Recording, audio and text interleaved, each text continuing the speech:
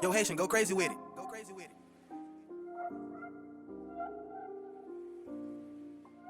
Woods.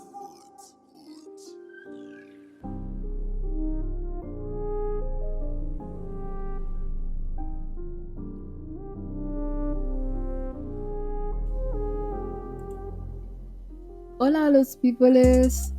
My name is Rafisa. You're listening to Choublak4 and I hope you're having an amazing day. If you like that beat, that's Haitian's work. You can find him on Instagram. His handle is at 1Haitian.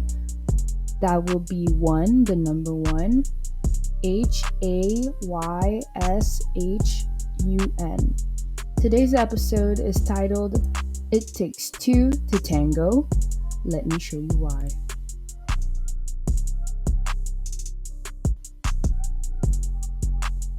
Most of us have heard that expression before.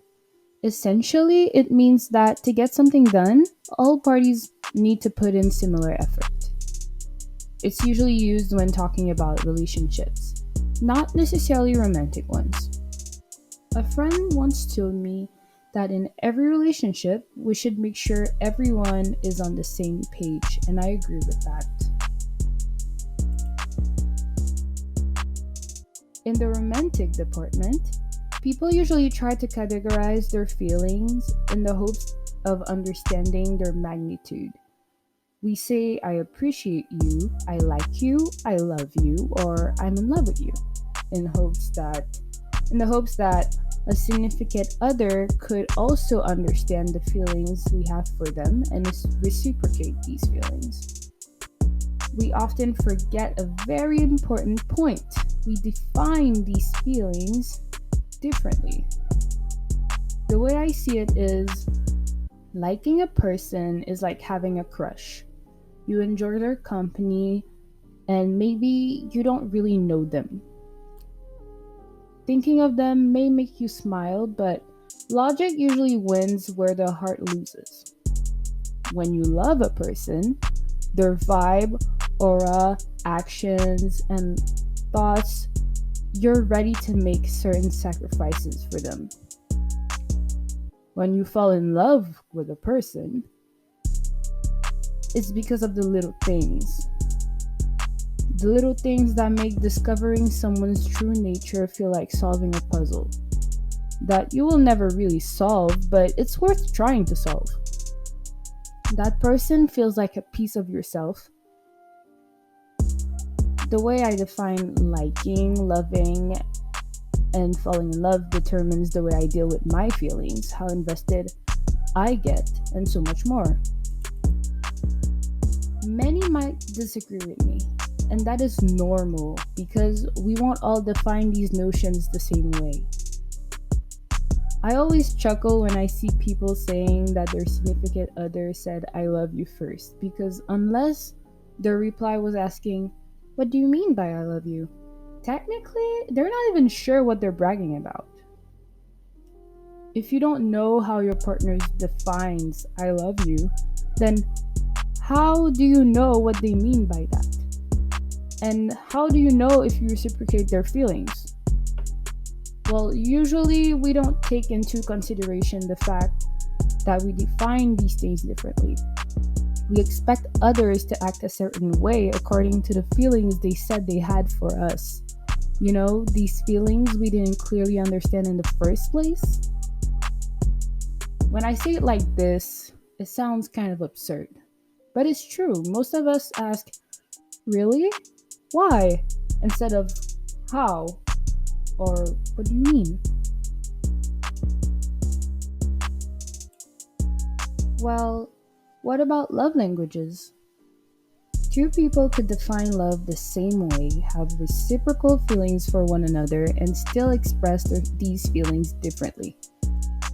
To receive or give affection, some seek physical interaction, others are suckers for poems or gifts, and so on. It's the type of thing people usually realize with time, but honestly, I don't know why it's not a go-to question for most of us, as we probably relate to this. Maybe you like receiving gifts, but your partner doesn't and prefers giving gifts. But you didn't ask. You could have saved the money, dude.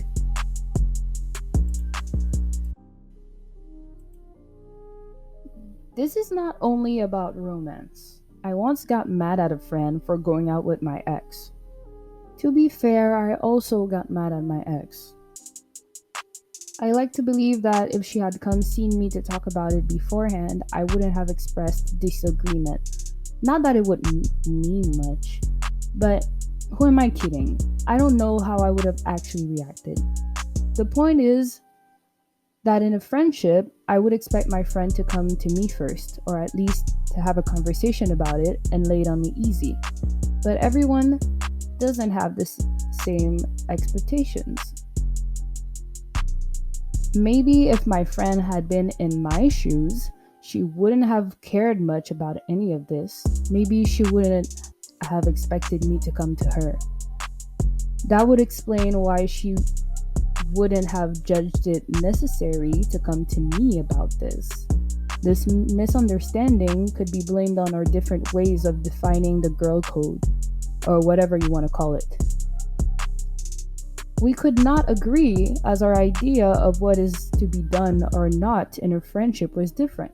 Most of us don't sit down with our friends to be like, I don't want you to do this or that to me. Or, maybe we should. We could avoid feuds and arguments. We could make each other happier. This concept can be applied in almost every aspect of our lives. At home with our parents or children, at school, at work. Have you ever thought of the fact that people don't associate power with the same things? When being or dealing with an authority figure, we usually show up with a set of expectations regarding the other person's role. Expectations they might not have, expectations they might never had to think about. All of this just to tell you what my friend told me. In every relationship, we need to make sure everyone's on the same page.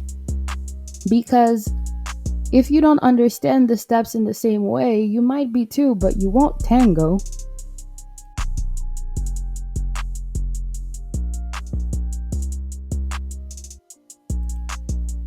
Thank you for listening to today's episode.